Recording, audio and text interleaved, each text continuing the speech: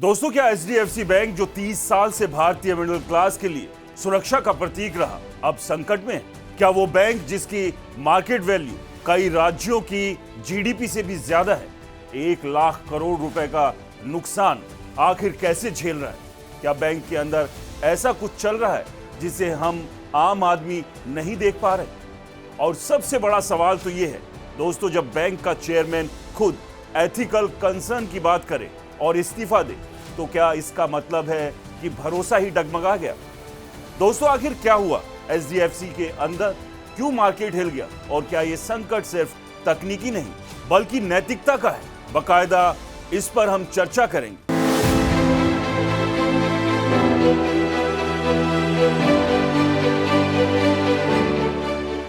नमस्कार, मैं हूं राज के वर्मा और आप देख रहे हैं राष्ट्र टीवी का special segment behind the news. दोस्तों, बैंकिंग के इतिहास में एक नाम ऐसा है जिसे हमेशा से भरोसे और सुरक्षा का प्रतीक माना गया। एचडीएफसी बैंक कोई छोटा मोटा बैंक नहीं, लेकिन आज इस विशाल बैंकिंग साम्राज्य की नींव में दरारें नजर आने लगी।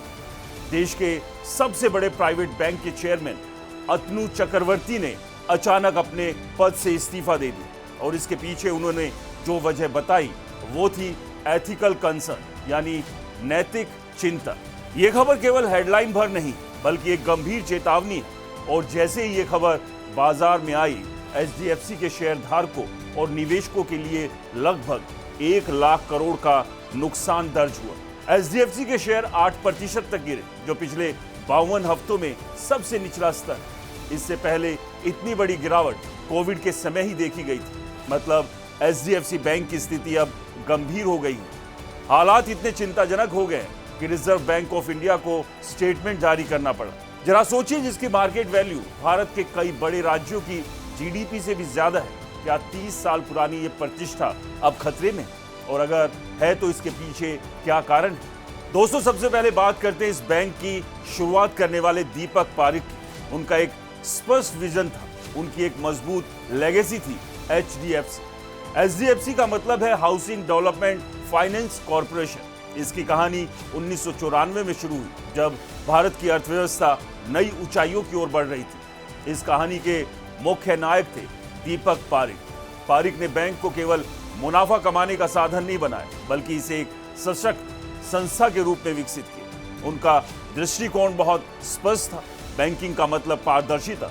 उन्होंने मिडिल क्लास भारतीयों को यह भरोसा दिलाया कि एक प्राइवेट बैंक भी सरकारी बैंक जैसी सुरक्षा और विदेशी बैंक जैसी आधुनिक सुविधाएं प्रदान कर सकता है। पारेख के समय में कॉर्पोरेट गवर्नेंस के मानक इतने ऊंचे थे कि एचडीएफसी मॉडल को दुनिया के बिजनेस स्कूलों में उदाहरण के तौर पर पढ़ाया जाता था। उन्होंने ये सुनिश्चित किया कि बैंक के हर फैसले की कसौटी नैतिकता पर हो। आज हम एथिकल कंसर्न की बात सुन रहे हैं और इसी वजह से चेयरमैन ने इस्तीफा दिया। यानी बैंक में कॉर्पोरेट गवर्नेंस से जुड़े गंभीर सवाल उठ रहे हैं। बैंक के अंदर हलचल की खबरें आ रही तो सवाल वही खड़ा होता है जिस विरासत को पारेख ने खुद संजोया था। आंकड़े स्थिति की गंभीरता को बयां करते हैं। क्या आप जानते हैं एचडीएफसी बैंक आज कितना बड़ा है? मार्केट कैप लगभग 12.5 से 14 लाख करोड़ रुपए की। इसी में से आज लगभग 1 लाख करोड़ रुपए गायब हो गए। तुलना करें तो ये पंजाब, हरियाणा, बिहार और उड़ीसा जैसे राज्यों की कुल अर्थव्यवस्था से भी बड़ा है। एचडीएफसी का नेटवर्क पूरे देश में फैला है, जिसमें 8,000 से अधिक शाखाएं और 20,000 से ज्यादा एटीएम शामिल हैं। कर्मचारी भी बड़ी संख्या में हैं। लाखों लोग यहां काम करते हैं। बैंक का टर्नओवर और नेट प्रॉफिट कई छोटे देशों के बजट के बराबर है। जब इतना बड़ा बैंक डगमगाता है तो इसका असर पूरे देश की वित्तीय दुनिया पर महसूस होता है।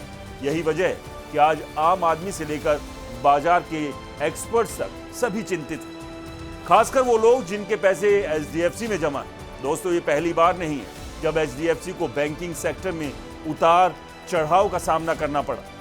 2020 में डिजिटल संकट आया था। याद करें, जब आरबीआई ने बैंक को नए डिजिटल लॉन्च और क्रेडिट कार्ड जारी करने में रोका क्योंकि सर्वर बार बार डाउन हो रहे थे। एचडीएफसी लिमिटेड मर्जर में चुनौतियों का सामना कर रहा था। दुनिया के सबसे बड़े कॉर्पोरेट मर्जर के दौरान प्रबंधन पर दबाव देखा गया, लेकिन इस बार की स्थिति अलग है और इस गंभीरता से समझना जरूरी है। पिछले संकट तकनीकी या ऑपरेशनल थे, उन्हें पैसा और टेक्नोलॉजी के जरिए ठीक किया जा सकता था। लेकिन इस बार मामला नैतिकता, मॉरलिटी और एथिक्स का है। जब बैंक का चेयरमैन खुद एथिकल कंसर्न की बात करता है तो ये सीधे मैनेजमेंट की नीयत और ट्रांसपेरेंसी पर सवाल उठाता है। ये कोई तकनीकी खराबी नहीं, बल्कि चरित्र की कमजोरी की बात है। यही वजह है कि इस संकट को पिछले विवादों से अलग और गंभीर बनाता है। बीते दिन 19 मार्च 2026 की सुबह जब अतनु चक्रवर्ती ने इस्तीफे की खबर आई तो बैंक ने इसे निजी कारण बताकर छिपाने की कोशिश की, लेकिन सच छुपा नहीं रह सकता और मार्केट ने तुरंत प्रतिक्रिया दी। एचडीएफसी के शेयर 8% गिर गए। अब कई सवाल उठ रहे हैं जो बैंक के लिए चुनौती बन सकते हैं। क्या लोन पोर्टफोलियो में कोई छिपी हुई समस्या है? क्या बैंक के भीतर हितों का टकराव कोई बड़ा मुद्दा बन गया है? क्या मर्जर के बाद बैंक ने अपनी मूल वैल्यू को खो दिया है? ये तमाम सवाल सबकी जुबां पर है। फिलहाल अंतरिम जिम्मेदारी के लिए बैंक ने के मिस्त्री को नियुक्त किया है, लेकिन सवाल यही है कि क्या मिस्त्री वो भरोसा वापस ला पाएंगे जो चक्रवर्ती के इस्तीफे के पत्र ने हिला दिया। बैंकिंग की पुरानी कहावत है, ट्रस्ट ही एकमात्र मुद्रा है जो मायने रखती है। भरोसे पर ही लोग बैंक में पैसा जमा करते हैं और एचडीएफसी ने अपने साम्राज्य की नींव इसी भरोसे पर रखी। अब उस भरोसे पर सवाल उठ रहे हैं। सवाल का जवाब केवल आंकड़ों से नहीं, बल्कि कड़े कदम और पूरी पारदर्शिता से दिया जा सकता है। क्या ये बैंक फिर से अपनी क्लीन इमेज वापस पा सकेगा या मुनाफे की दौड़ में नैतिकता का अध्याय हमेशा के लिए बंद हो जाएगा? फिलहाल आगे के लिए यही सवाल बचता है। दोस्तों, आज हमने आपको बताया कि एचडीएफसी बैंक किस हालात से गुजर रहा है। अतनु चक्रवर्ती ने स्पष्ट रूप से एथिकल कंसर्न के चलते इस्तीफा दिया। बैंक के कामकाज में समस्या की बात उठ रही है। क्या कुछ गड़बड़ हो रही है? ये सवाल अभी बना हुआ है।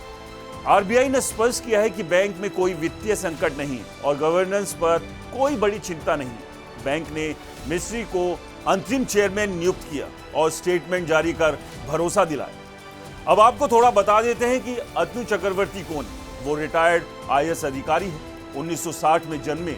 उन्हें गवर्नर और वित्तीय मामलों में लंबा अनुभव है। वित्त मंत्रालय में सचिव के पद पर कई साल काम करने के बाद उन्होंने अप्रैल 2020 में सरकारी सेवा से रिटायर होकर प्राइवेट सेक्टर में कदम रखा। 2021 में आरबीआई ने उन्हें एचडीएफसी बैंक के बोर्ड में स्वतंत्र निदेशक नियुक्त किया। बाद में पार्ट टाइम चेयरमैन बनाया।